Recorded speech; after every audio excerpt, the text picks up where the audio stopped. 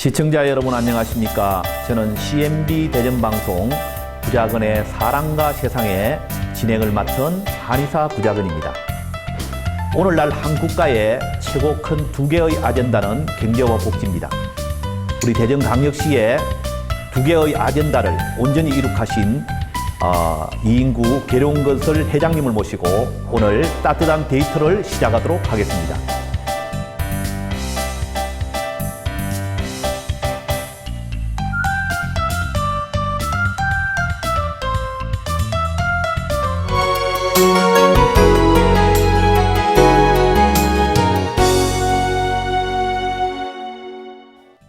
구작은의 사랑과 세상입니다. 오늘은 우리 대전 시민들께서 이분 이름 석자만 올려도 우리 대전 경제계의 거목이시고 우리 대전 경제계의 산정인이시다라는 분이십니다. 우리 계룡건설 우리 이인구 명예회장님을 모셨습니다. 회장님 안녕하십니까? 안녕하세요. 반갑습니다. 예, 반갑습니다. 전 대전의 토백입니다. 그래서 시골 덤의 산골에서 살았지만은 지금은 대전 광역시에 들어와 있으니까 옛날 이름은 대덕군 동면 효평이라고 하는 저 20대 선조들이 전부 다 충청도를 벗어나지 않았어요. 그리고 내 8대조까지는 대전을 벗어나지 않았어요. 그래서 제가 이름 그대로 토백이라고 얘기를 합니다. 내 나이가 81, 신미생입니다. 유년시대 어렸을 때 학교 들어가기 전까지는 그 산골에서 있게 되니까 골목대장이나 하고 동명 심상 소학교라고 했어요. 소학교. 예, 근데 일본 애들이 한 거니까 일본식 이름을 붙였죠. 그 이후에 이제 청소년 시대에 이제 중학생이 들어가는데 그때는 중학교가 지금같이 중학교, 고등학교가 없이 그냥 구제 6년 중학교. 대전 지방에서는 제일 들어가기 힘든 학교가 대전 중학교입니다. 나중에 합격자 발표를 보니까 내 이름이 나왔어요. 대전 중학교 시험 톱으로 합격이 됐어요. 그래서 이제 1학년 일반 반장 해가지고 이제 학생 대표로 이것도 하고 그렇게 해서 이제 들어가가지고 있었는데 근데 5학년 1학기 때 6.25 전쟁이 일어났어요. 이인구 회장님 어떻게 젊었을 때 그 꿈이 뭐였습니까? 초등학교 때는 그러한 꿈이 없었어요. 무조건 선생님이 가르치는 대로만 열심히 한 것뿐입니다. 그러한 장래 꿈을 가지고 있지 않았는데 중학교에 들어가니까 이제 소위 그 미래에 대한 꿈을 하게 됐는데 그때는 제가 문학가가 됐으면 좋겠다. 아니면 애교관이 되고 싶다. 두 개가 제 꿈이었었어요. 그런데 그 꿈을 기르기 위해서 모든 것을 다 했지만은 결국에는 6.25라는 그 전쟁이 내 운명을 갈라놨습니다.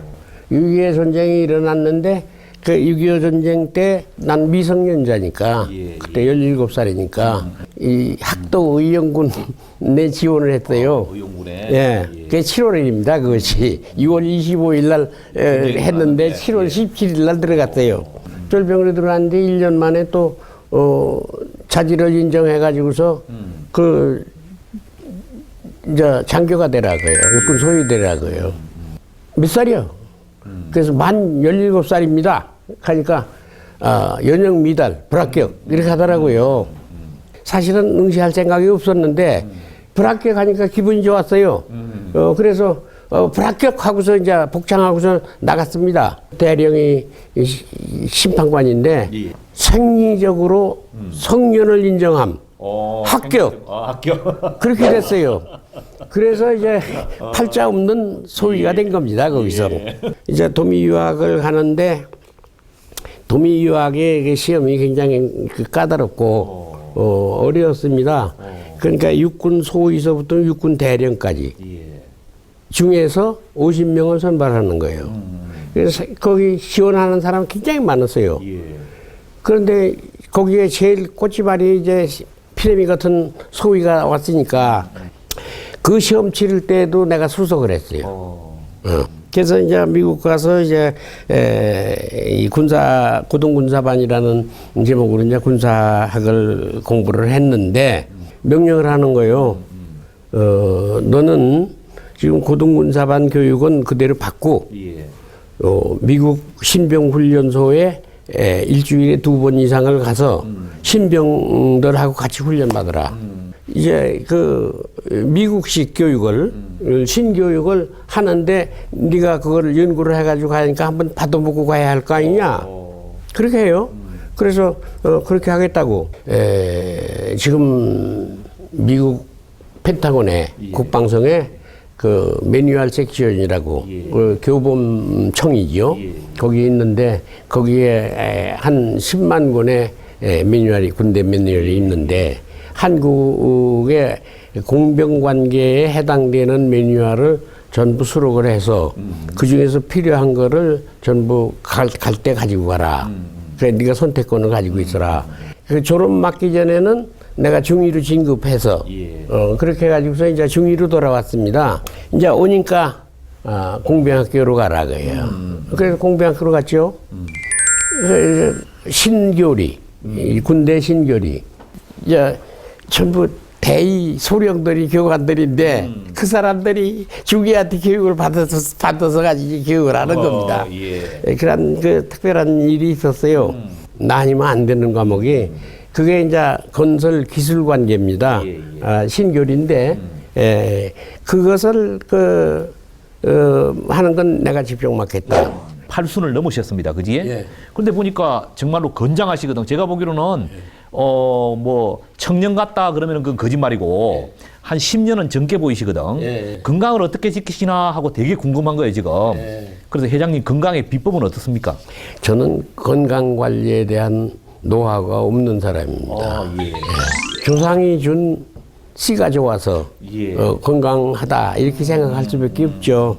쉬지 않고 열심히 일하는 거. 자면서도 일하는 생각을 하면서 자고 그렇게 집념을 가지고 일을 할 것 같으면 움직여야 할 거 아니에요.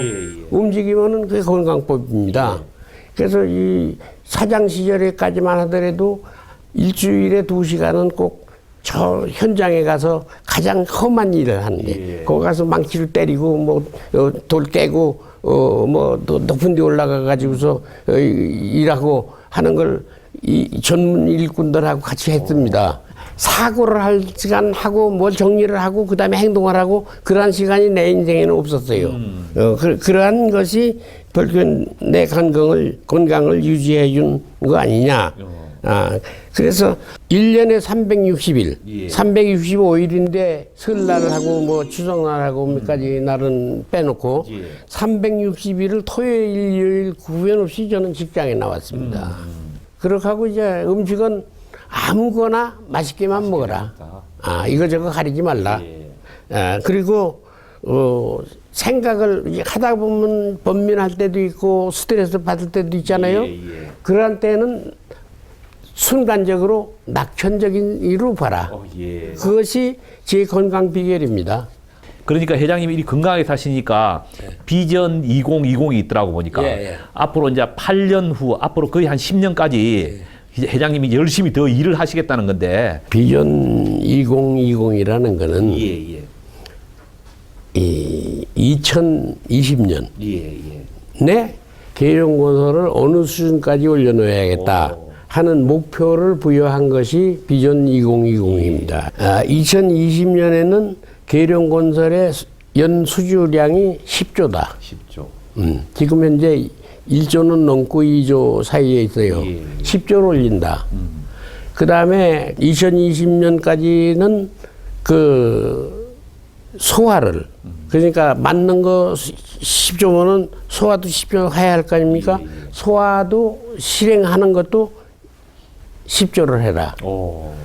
그렇게 하고 2020년까지는 그 10조의 10%. 한국에서 지금 우리가 19위입니다. 19위인데 그때 가서는 10위권으로 들어가라. 건스럽게 도급순위가. 도급순위. 이것이 2020의 목표입니다. 이것이 이루어질지 안 이루어질지는 모르지만은 그 방향으로 지금 현재 나가고 있는데 3년 전에 자신있게 내가 그걸 했는데 그 이후에 그 건설 경기가 나빠졌잖아요. 죽을 쓰고 있잖아요, 지금. 그렇기 때문에 조금 흐트러지고 있는데, 또 호전이 될 때가 있습니다. 호전이 될 때가 오면은 지금 비전 2020은 반드시 달성되리라. 이렇게 생각하고 있어요. 동양이나 서양이나 전부 드래곤. 예, 용이라는 게 있습니다. 그런데 실제 동물은 아니죠. 사람들이 상상할 수 있는 위대한 동물. 모든 만물 조화를 일으키는 동물. 이것이 이제 용인데 왕 중에서도 왕이 있고 황제가 있잖아요. 중국같이 이제 황제는 중국의 왕이 아니라 세계를 지배하는 황제다 그겁니다. 그러니까 그 사람은 그러면 용을 딴 걸로 고르야 할 거 아니냐. 못 고르고 이 밑이 조그만한 나라의 왕은 용 발톱 4개를 그려놓으라고 하고 자기만 5개를 그려놨어요. 이 짝에서 5개 그리면은 영모 해가지고 출병이 됩니다.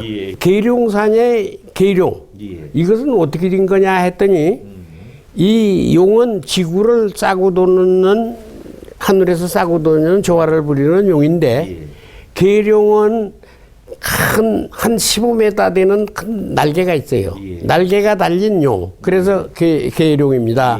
이거는 이 지구를 싸고 도는 게 아니라 우주를 싸고 돌아다니는 용으로 되어 있습니다. 그러니까 용 중에 최고 큰 용이 계룡입니다. 그렇습니다. 그래서 그 옛날 한국 사람들이 이제 중국의 압박을 받으니까 왕도 발톱 4개 이상은 못하게 하고 하니까 이제 이 산에다가 이름을 계룡산이라고 이름을 붙였다. 그 중국한테 그 불만을 표시하기 위해서. 그럼 계룡산을 저들이 처벌하겠어요? 어떻게 하겠어요? 옛날부터 그렇게 불러왔다는데 이 미국서 계룡이라고 하니까 계룡이라는 걸 써놓고 이건 무슨 뜻이냐? 그래서 그 통역하는 사람이 치킨 앤드 드래곤 이렇게 얘기하더라고. 닭하고 용이다. 그래서 내가 no. You are it wrong. 계룡이라는 것은 드래곤 with wing. 날개 달친 용이다. 그 봉사, 사회하는 그에 대해서 우리 그 회장님께서 또 평소시 가지고 있던 그 말씀을 한번 들어보고 싶습니다. 이 사회환원이라는 게 그것이 어려운 거예요. 그렇습니다. 또 내가 사회환원을 제대로 100점 만점 하고 있다고 생각하지를 않아요. 항상 부족합니다. 그런데 이 사회환원이라는 게 돈이 남아서 환원시키는 건 아닙니다. 어떤 때는 빚내서도 환원을 할 때는 합니다.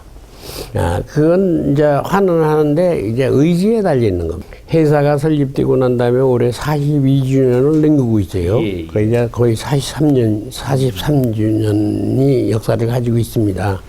이런 가운데서 아주 험한 생활을 해왔습니다. 부도 나기 직전까지 몰린 것이 한두 번이 아니고 또 새로 나와서 기라성같이 이렇게 하니까 기존 업자들한테 왕따를 당해가지고 일도 못한 일도 한두 번이 아닙니다. 그러한 그 어려움을 무릅쓰고 회사가 창립한 지 5년 후에 충남 랭킹 51번에서 이제 5번으로 올라갔어요. 그리고 10년 후에는 1번으로 올라갔어요. 그리고 20년 후에는 전국 랭킹 50위로 올라갔어요. 지금은 19위입니다. 그런데 항상 마음 먹은 게 있습니다. 전국적으로 세계적으로 건설을 한다고 하지만은 내가 실질적으로 하는 것은 충남대전 향토기업입니다. 그리고 많은 것을 향토기업에서 내가 성공을 많이 했습니다.